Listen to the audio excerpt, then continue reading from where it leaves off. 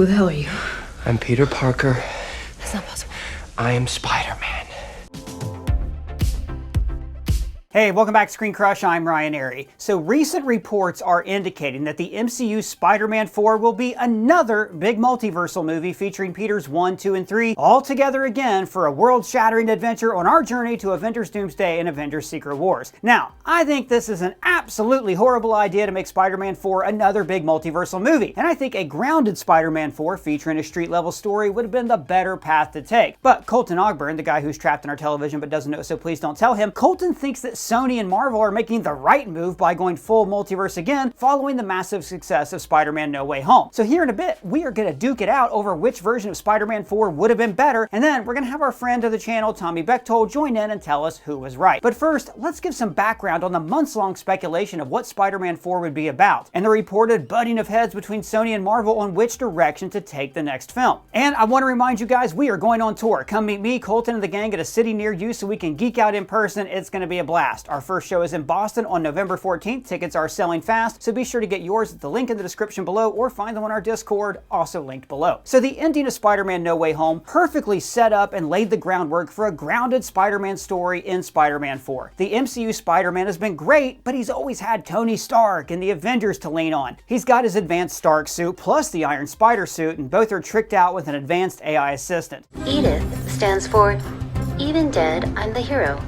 Tony loved his acronyms. However, the ending of No Way Home did away with all of that. Peter no longer has his advanced suit. He's in a new homemade cloth suit like his predecessors, and no one knows who Peter Parker is. He's become a true nobody, just like in the comics. He no longer has the resources of the Avengers or Tony Stark. He's a poor kid living in the city who has lost everything, but is determined to stick by his responsibilities as Spider-Man and protect the neighborhood he loves. Spider-Man 4 would have been the perfect opportunity to give us a grounded, solo, street-level Spider-Man film without all the bells and whistles of an Avengers-level MCU movie. Peter would have finally been able to do his own thing out of the shadow of Tony Stark, and it wouldn't have felt out of place because No Way Home perfectly sets up Spider-Man to return to his roots and be that more grounded hero. Sure, Spider-Man going to space was cool, and at the time it was super different from what we'd gotten in the past, but it's coming up on 10 years since we've seen a truly grounded solo Spider-Man story. I wanted to see Spider-Man team up with Daredevil in a fight against the Kingpin. I wanted to see Sydney Sweeney play the Black Cat. Yeah, and I want to see Spider-Man fight a cat. Yeah, we want to see Peter struggling with what it means to not only be Spider-Man, but what it means to be Peter Parker. I wanted to finally get to see Tom Holland's Peter Parker be the true Peter Parker. His decision to not tell MJ who the hell he was at the end of No Way Home was the most Spider-Man thing he could have done. And No Way Home really was the final act of what has been an origin story for the MCU Spider-Man. That movie perfectly set the stage for a true, character-centric story that focuses more on the struggle of being Spider-Man instead of the spectacle of the Spider-Verse and the greater MCU. But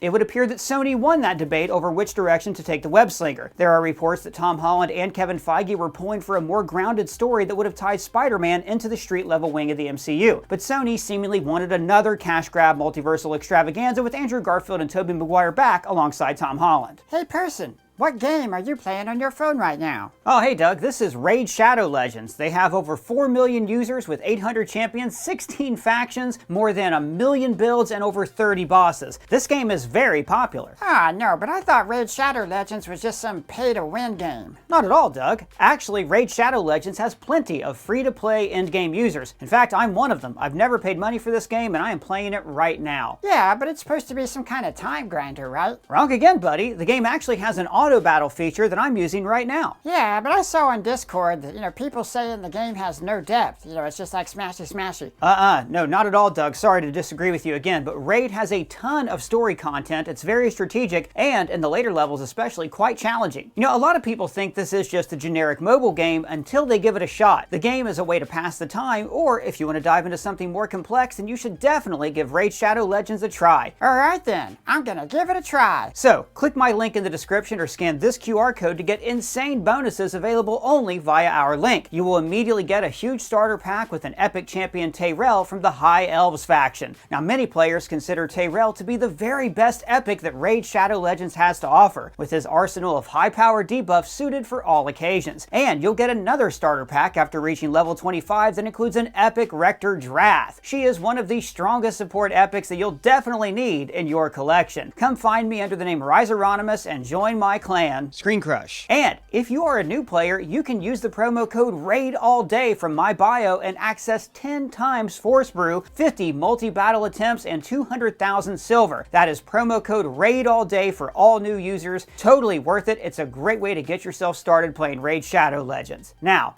back to what I was saying. But those are just my thoughts. Colton, tell me why I'm wrong. Well, you know, Ryan, it's not that you're wrong. I too would have loved to have gotten a Spider-Man 4 that was closer to the ground and just an overall more intimate story about what it means to be Peter Parker. And I think we can still get that movie with Tom Holland in a few years. I mean, he's a young guy, and if they're smart, they'll have him playing Spider-Man for like the next 15 years. Disney brought him back. They're gonna make him do this till he's 90. But we have to remember that right now we're in the Multiverse Saga. And to be more specific, we are now in phase 6 of the Multiverse Saga. We're in the Endgame now. I understood that reference. Spider-Man No Way Home back in phase 4 did a great job at helping to set the stage for the Multiverse Saga and our path to Avengers Secret Wars. So I'm not so sure that it makes sense to reverse course and tell a smaller story between a film like Spider-Man No Way Home and the next 2 Avengers films. If Spider-Man is just going to be thrown right back into the cosmic thick of it, I think we need to keep that steady incline going. Give us another adventure with Tom, Tobey, Andrew. Have fun with it. I mean, if there was ever a time to have these 3 share the screen again,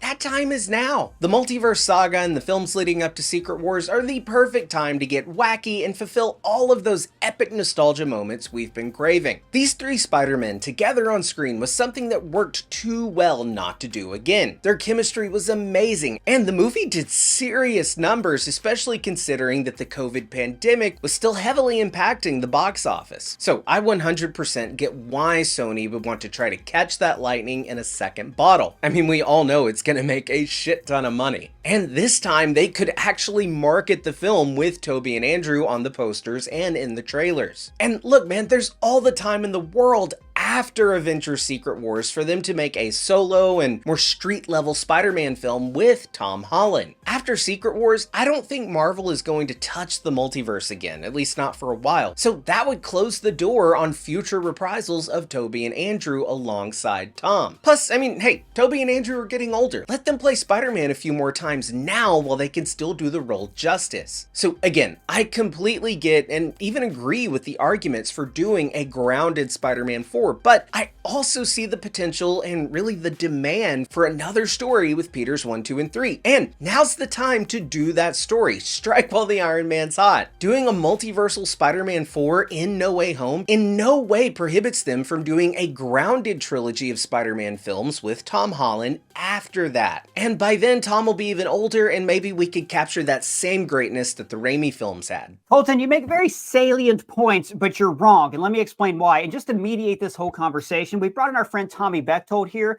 so let's go over whether or not Spider-Man 4 really should be a multiversal movie, or should it have been a very simple Spider-Man movie like we all wanted. And a little bit later, I kind of want to get into Null and some of the stuff that's happening in Venom, and if we're actually going to see Tom Hardy's Venom meet Tom Holland's Spider-Man. So first of all, let me address some of these points that you made, and I had to write them down. You said it's the Multiverse Saga, so we should have a Multiverse Saga. So we should have a multiverse movie. I'm sorry, the Infinity Saga didn't have an Infinity Stone in every single movie. In fact, I'd have to go back and check the records, but I'm pretty sure the Infinity Stones featured in less than half of the movies. And there was not an Infinity Stone featured in a Spider-Man movie in that film. My point is, had they had Infinity Stones in every single movie in the Infinity Saga, it would have gotten old really, really fast. Also, yeah, but we've already done it. We've seen the Spider-Man multiversal movie. That movie was a great introduction to everybody about what the multiverse means, and it was finished. Now I think we need a baseline Spider-Man.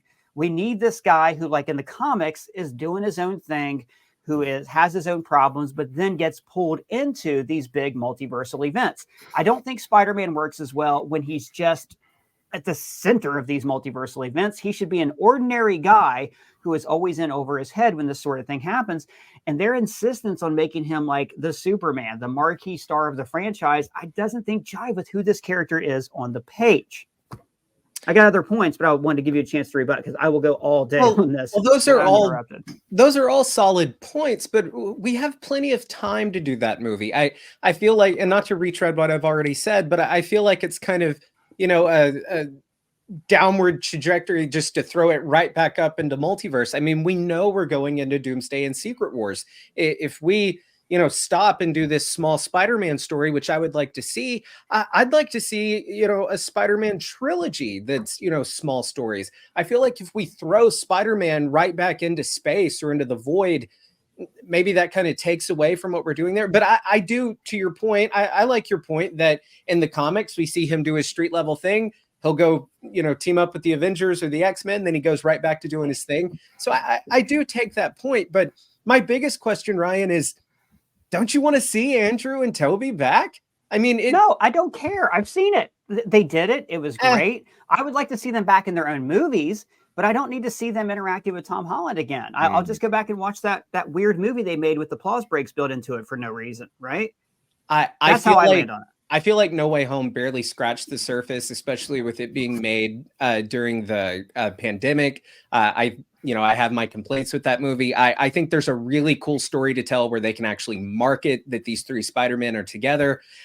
This is the time in history that we can actually do this. I don't know that you can do it 15 years from now. I say do it now. The movie was great. I want to see a sequel to No Way Home with my three Spider-Men. If you want to see that sequel, I think that is Avengers Doomsday or Avengers Secret Wars. That's the place to bring all these characters together. And I'm saying this because you said we have time now, and you raise a good point. Like Tobey Maguire ain't getting any younger. You know what I mean? He's pretty much he's going to have to become father to Mayday Parker at some point if they want to keep him in the tights. And in the comic, it's like an alternate universe. He loses a leg and it doesn't matter. Point is, we're also running out of time for Tom Holland to be in these stories, right? Now, this guy, maybe he'll keep signing on for these, right? Maybe he won't. There's a very, there were these rumors. Sydney Sweeney was going to play the Black Cat.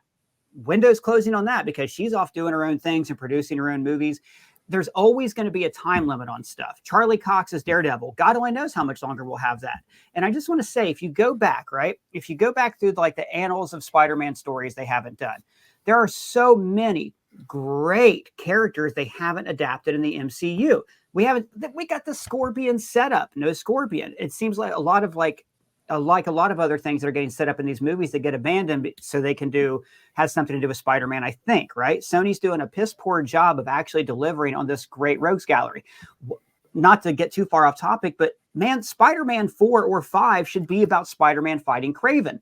And I think instead what Sony has done is they have said, let's take our villains and instead of having them in Spider-Man movies, we'll put them in their own movies. And then Spider-Man, I think they're trying to maximize their IP.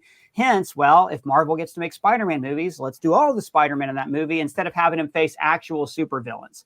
And another great story they've never done with him is facing the Kingpin. There's a gang war storyline from Amazing Spider-Man from the 80s. It's great. They should adapt it. And that's what I want to see. Tommy, we're at each other's throats. What do you think?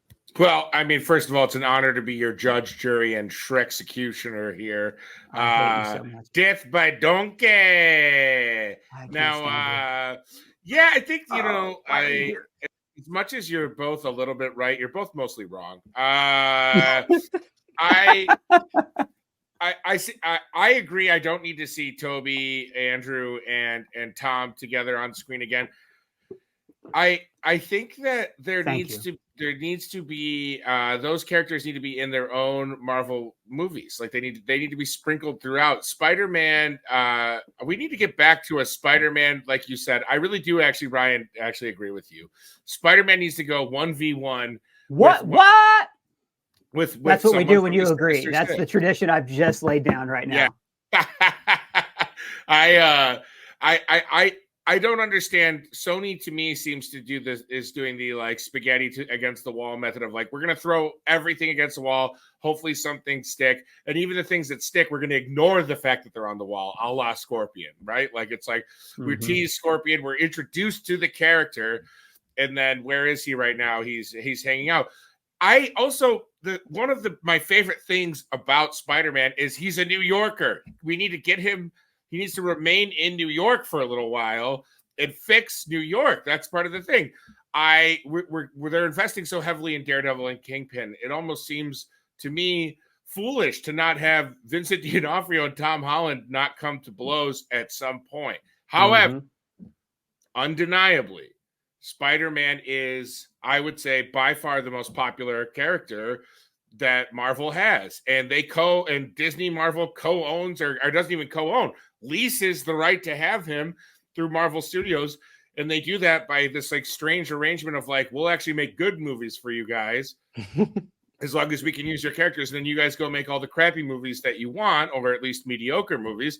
I happen to be a Venom fan myself, and I'm bullish on Kraven no matter what. I think the fact that Kraven is now including many more scenes with Rhino is going to be a good thing for the movie. And I think that like it's one of those rare cases where the delays in patience are going to pay off for it. However, it's too much. It's too like this cosmic multiversal Spider-Man thing is making it really impossible for there to be a linear Spider-Man kind of story throughout this giant cinematic universe. It's like Spider-Man is kind of this catch-all super magnet for like, we can make these giant like they're just trying to make every Spider-Man movie now an Avengers level movie, and I don't think it needs that. I think right now Spider-Man is being used by Marvel Studios. They're borrowing him from Sony or getting the rights to him from Sony, but they're using him on this giant Avengers level scale for every movie, and we're losing the Peter Parker that goes home to New York and is kind of a street level savior for the city. I understand when he's in high school sending him away, but now that he's an adult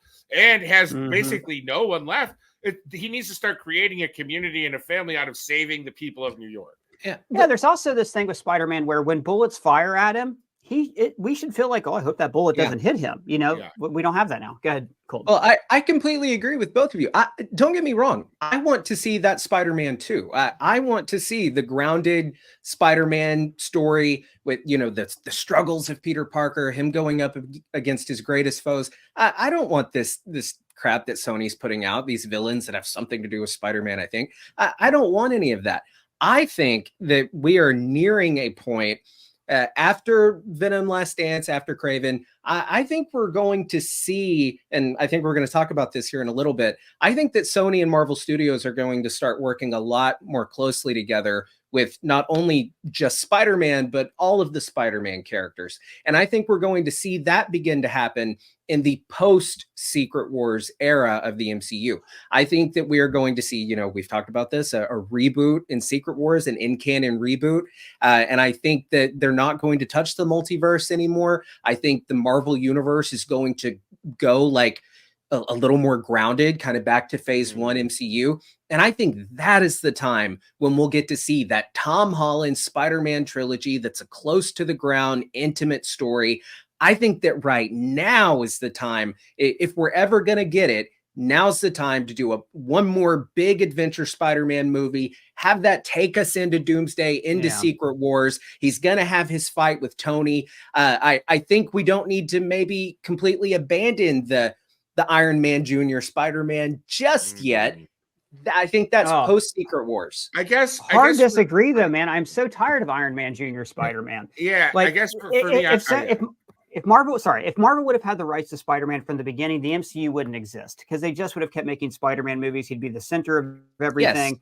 I really do think that having him again go into the Multiverse Saga, it should feel like when he goes into this kind of thing, like he should be like a little bit more of the experienced guy, but he should feel a little bit in over his head by this grand cosmic stuff. I'm sorry, Tommy, I stepped all over you. Go ahead. I couldn't take what Colton was saying anymore. No problem at all. He's enraging me as well. And if there was some way I could get in there, I would rough him up. But I have to say, I don't know how you get more meaningful and significant than that moment in Endgame. Peter Parker returns from being dusted and is reunited with Tony Stark. All of this extra, we want them to confront each other as Doom and Tom Holland's current Peter Parker. I don't have any desire. I mean, no, that's not true. All right, I'm being a little flippant there. As a nerd who loves this shit, of course I'm going to like it. But I would almost prefer in that situation that it's a Tom Holland variant of Peter Parker and a Robert Downey Jr. variant of Tony Stark that is Dr. Doom, because it's like the Tony Stark of 616 and the Spider-Man of 616 had closure, albeit tragic closure. Robert Downey Jr. died for our sins. So it's like, I don't need any more of that. And in fact, it's like, to me, it kind of it's an exclamation point on the fatigue that, some people in a little bit of bad faith are crying out for Marvel. It's like, let's get some new, let's get some new, if we're going to go into the fantastic, let's bring some new characters in, or the other characters that we've acquired now from Fox that we're going to get in. I'm more excited about that. I just can't. You can't get me too excited about a Robert Downey Jr., Tom Holland Marvel reunion after they had such a perfect ending. Here's my counterpoint to that. I think we're all on the same page with the fact that we want to see that Spider-Man centric story. We do want to see Spider-Man get out from under the wing of the Iron Man Jr. thing. I think the perfect way to do that is to have him literally have to face the face of his mentor, face Doctor Doom in Doomsday, in Secret Wars. And I think Doctor Doom is going to be a version, of course, of Tony Stark. That would be the perfect way for him to finally overcome him being in that shadow, and for him to truly, truly, truly define himself as Spider-Man, and then go into the next era of the MCU post Multiverse Saga. I think that's the time to do it. And yeah, am I being a little greedy here? I want to see Tobey, Andrew, and Tom go on a fun multiversal adventure. I think that there is no other time to do it. If they try to pull that post Secret Wars, I'm going to be really mad. Because that's not what I want to see for the future of Spider-Man. That's why I'm so determined. Do it now. Get it out of your system. Have fun. Make your $2 billion. And then, yes, I want that grounded Spider-Man story. And I don't want that grounded Spider-Man story to get upended by some big cosmic Avengers movie that has to happen right in the middle of his trilogy or something. But that's just how it works, though. I mean, these characters are always off doing their own thing, and then they get uprooted by Avengers movies. Spider-Man should feel like he is us, right? He should always be that point of view character. And you bring up the point that that's the best way for him to overcome Tony Stark's shadow is to actually face Tony Stark. I hard disagree, because nobody in the universe thinks of him as Iron Man Jr. because nobody knew who he was. They don't remember his association with Iron Man, right? That's all been erased. He's got a clean slate. He might feel like he owes something to Tony Stark, but I'm pretty sure he overcame that in Far From Home. That's what Far From Home was about, was him slowly breaking out of that mold. I think we're just ready for actual Spider-Man stories at this point. I don't think that any fan actually thinks that, right? I would say no, not at all. I would say, for me, in terms of Spider-Man stories that are currently on the table to tell, I'm most interested in a Tom Holland as the only Spider-Man in the movie, followed by an Andrew Garfield standalone Spider-Man movie that takes place in a different universe, obviously. And the least thing I'm excited about is old man Spider-Man, Tobey Maguire. He's not old, but for the purposes of the argument. Super harsh. I'm way more interested in seeing if Andrew Garfield is interested in returning to the character, what that Spider-Man has learned, because that's, to me, the most tragic, the most grounded tragic Spider-Man. The tragedy of Tobey Maguire's Spider-Man, we're told in that beautiful Sam Raimi kind of almost larger than life. And Tom Holland's Spider-Man is told in this new kind of glossy Marvel tragedy where it's everything is a tragedy happens, but these characters seem to recover from it a little faster. So I don't know. I guess to me, there's two movies that interest me. It's Tom Holland returning to, like you said, returning to his world, or his world in terms of, the POV and just a story of that Peter Parker and that Spider-Man, and then being plucked out for Secret Wars. And then, of course, I'm interested in Andrew Garfield going back to his New York, and what does he do? How does he recover?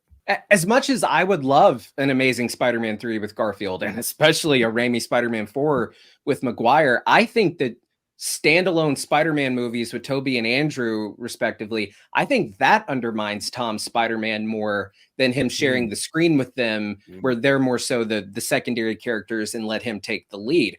I think giving them their own solo Spider-Man stories, if we're talking about, undermining Tom's time as the character where he's supposed to be in the spotlight, I think that would kind of do it more. Sounds to me like Tommy agrees with me, though. I mean, you make good points, Colton. And if I could look at this and say, look, No Way Home was done. You can even make the argument No Way Home was done for story reasons, right? The appearances of the two Peters helped out Peter 1. And in that case, it was a rare example of a Multiverse Saga project that actually served character.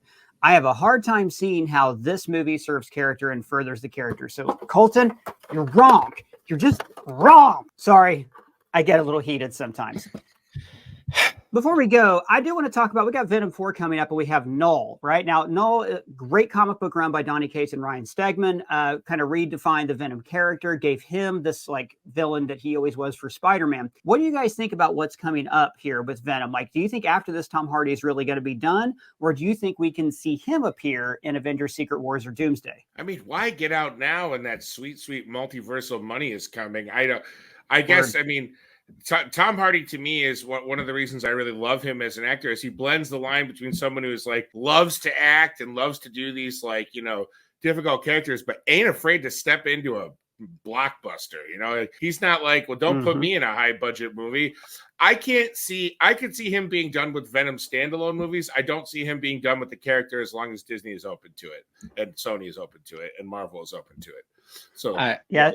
Especially if a huge chunk of his time on set is in a voiceover booth. Sorry, Colton, go ahead. Yeah. Well, and if you watch interviews with Tom Hardy, he's very passionate about the Venom character, but even going back to the first one, he's always planned. I think he's always wanted his Venom to share the screen with Spider-Man. And I think kind of like reports with like Dakota Johnson with Madam Web and all that, you have these actors kind of getting dicked around, like thinking that they're in a proper like Marvel movie, but really they're, you know, in the Sony movie. I wouldn't be surprised if Tom Hardy was kind of told, yeah, you're going to have the Venom versus Spider-Man movie and all that. And then that kind of didn't work out because Sony just throws stuff. Well, they against set the it up very clearly at the end of Venom 2. Look what they did with it. It's so annoying because they knew that they very likely probably weren't going to do it. So it's so annoying. But to my point, I think Tom Hardy wants to share a screen with Spider-Man. So if Kevin Feige, you know, if they offer, hey, we want you to come do this,